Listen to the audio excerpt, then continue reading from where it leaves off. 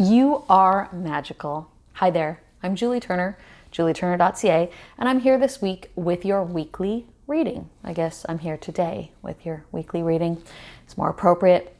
So I'm really excited because it is the beginning of a new month, and well, let's be honest, I'm always really excited, but it is the beginning of November, and I really feel like changes are happening and they're exciting changes, and anything can be exciting if we want to embrace excitement. But it is a number 6 month in numerology, and number 6 is all about the nurturer, but it can also go on to the side of responsibility. Now, I drew some cards before, well, actually they jumped out as they often do. Before I came on camera, I drew some cards, and they're going to kind of speak to the numerology aspect as well. They often do, whether I like it or not. And before I go too far, if you're watching this video and you would like to subscribe, like it, share it, I would be super, super grateful. I don't just do this for my own health. And the reason that I do this at all is because I'm hoping to reach as many people as I possibly can to give them some sort of support. In the future, I would love to be able to do that in a more direct way. But right now, videos are a great way to do it. So like I said, please like, share. And if you have a comment, I'm super happy to hear that. So the cards that jumped out in order. The first one that jumped out was the Magician. The Magician. So this is this is from my Muse deck, and it's more or less a traditional tarot character. This is the Major Arcana. Now with this one's saying like you're kind of a rock star. You're a magician, and you can have whatever you want. Creativity is flowing to you and through you right now. And I believe it always is. I believe that what we do is we stop it. And when you work with me as a client, I often say this, and I'll say it again, I'm not working with people to change who they are. I'm working with them to help them let go of who they are not, to get you to embrace your inner magician. Rick, I can't talk. So then, of course, I asked, well, what's getting in the way of this? Because obviously we're not all showing up this way. We're not all getting everything that we want. We're not all getting our hopes and dreams. Hopefully some of you out there are. Please share in the comments if you're having like a rock star beginning of your month. So what gets in the way? Well, 2 cards popped out, and it was really, really interesting. And this is the order that they popped out in. So the Page of Voices popped out upside down. So that means that it's a challenger, and I did ask for a challenge, so that's what they gave me. So as you can see, I'm going to turn it right side up just so you can see it more clearly. Page of Voices. So the Page of Voices is also the swords. It's also air signs for any of you who know tarot or astrology. But as you can see, this person is donning her glasses. She loves knowledge. She wants to know everything. She's a student of the world, which sounds beautiful and wonderful. But when you've got magic flowing through you, don't stop to get all the knowledge you can possibly collect on everything. Start creating. Just start moving with that flow that you've got going through you. Often we have everything that we need. We have done all the courses. We have done all the living. We've got everything that we need to move forward, but we stop ourselves because we think, oh, what if I'm not exactly correct about everything? So that leads me to the last card that hopped out. This is the 7 of Inspiration. As you can tell, she's a little forlorn. She's kind of sitting there by herself, obviously. So inspiration is your wands, it's your fire sign. What happens or has happened when the 7 of Inspiration pops up is often she's been judged in the past. So possibly what's getting in the way of you being the magician is that in the past you stepped forward with your creativity and your amazing ideas, and somebody stepped on them. Maybe somebody said something nasty or just, scoffed or whatever the case may be. And this leads me to something a little offside, I suppose. But this often happens when somebody steps on your creativity. Now think of it that way, somebody stepping on your creativity. The first place this often happens is when we are in school, elementary school. And I talk all the time about the brain because, of course, I'm a hypnotherapist as well. And most of our impactful things, our learning, the way we see the world and the way we see ourselves happens before we're 8 years old.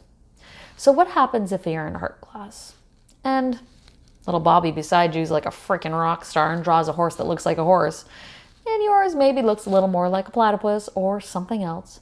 What happens then? Bobby gets an A and you don't. Possibly the teacher says, if you just did this or if you just did that. But you know what? Creativity isn't about drawing exactly the right horse. That's not what it's about. It's about trial and error. It's about putting forward your thoughts, your dreams, your plans, and just going for it. So if it were up to me, we'd change the way the education system works completely. Hopefully someday we don't get graded and told that we're not good enough just because we're not the same, or just because we don't fit the profile of the perfect student. Hopefully. But for now, know that you can still be the magician. You're an adult now. Most of you watching this right now, you're an adult or you're close to it at the very least, and you are the magician. Don't worry about collecting all of the knowledge that you can possibly collect before you move forward. Just move forward. And even if you do get judged, I had a video about this, about judgment and how, let's be honest, most people are really paying attention to themselves and not you. So don't worry about judgment from that aspect. And if they are judging you, it's because, they have underlying issues that are not about you. So again, don't worry about it. And if they do judge you and you perceive it really is about you, again, who cares? Are they running the world? Unlikely. All right. So some guidance to go along with these cards. What do we do?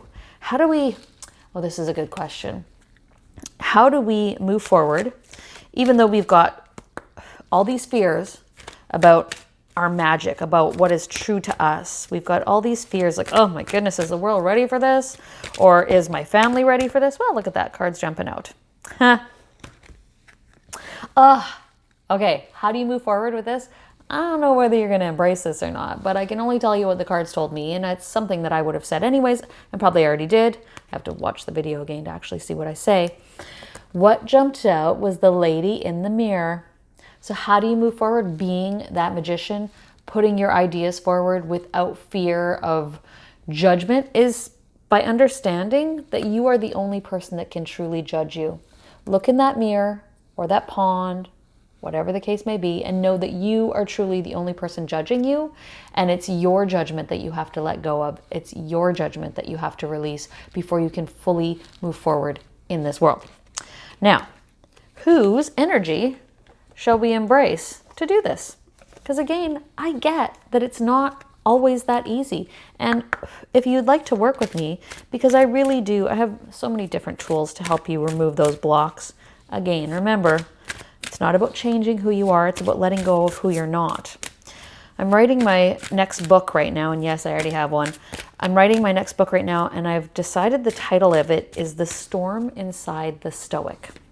Now, whether you perceive yourself as a Stoic or not, this is all about that archetype of that person that believes that we have to keep everything to ourselves, keep our cards close to our vest or our chest, however the hell that saying goes. You have to keep everything to you because, it's your emotions aren't valid, or your thoughts aren't valid, or maybe you don't want people to know too much of what's going on in your head because you've been super successful as this Stoic personality. But can you imagine being successful and fulfilled? Well, that's what this book is about. Actually getting fulfillment in your life as well as traditional success. Okay, so who do we need to embrace? Who do we need to embody? Frick, I love the cards. Well, infinite supply.